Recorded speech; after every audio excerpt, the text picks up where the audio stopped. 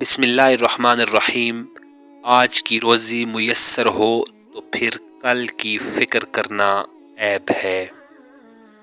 جس خدا نے آج روزی دی ہے وہی خدا کل نئی روزی دینے والا ہے۔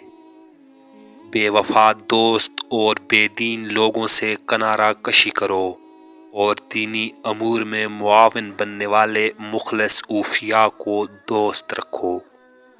ہر لمحہ موت کی گرفت کا دھیان رکھنا چاہیے، کہیں ایسا نہ ہو کہ عین غفلت میں روح قبض ہو جائے اور دنیا سے خالی ہاتھ واپس لوٹنا پڑے۔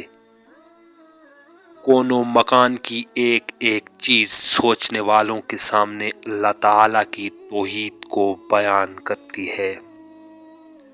محتاج انسانوں کے سامنے دست سوال ہاتھ پھیلانا حق تعالیٰ کی حاجت روا اور مشکل کشا ماننے کے منافی ہے۔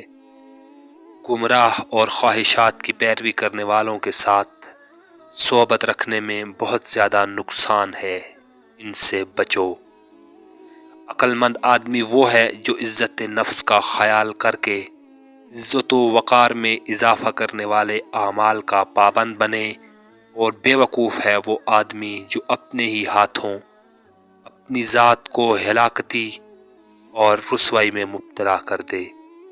مومن کو مبارک اوقات اور مبارک مقامات میں اللہ تعالیٰ کی جانب رجوع کرنا چاہیے۔ دنیا ایک امتحان ہے، عقل مند آدمی وہ ہے جو اس امتحان گاہ میں محنت کر کے کامیابی حاصل کر لے۔ انسان کی فضیلت اسی میں مضمر ہے کہ وہ خدا ترس عالم بن کر نیابت خداوندی کا مکمل حق ادا کرے۔ جو صوفی جاہل اور بے وقوف ہو وہ خلافت کی ذمہ داری امانت داری سے انجام نہیں دے سکتا۔ دانا وہ ہے جو دھوکے کے گھر کی فکر کی بجائے بلا تاخیر دائمی دار کی فکر میں لگ جائے اور بقدر کفاف دنیا پر گزارا کر کے ہمیشہ کی راحت پر نظر رکھے۔ جب کامیابی قریب آتی ہے تو انسان میں دو چیزیں ظاہر ہونا شروع ہو جاتی ہیں۔ اول وہ باعمل بننا شروع ہو جاتا ہے، دوم اس کا دل تقوی آشنا ہونا شروع ہو جاتا ہے۔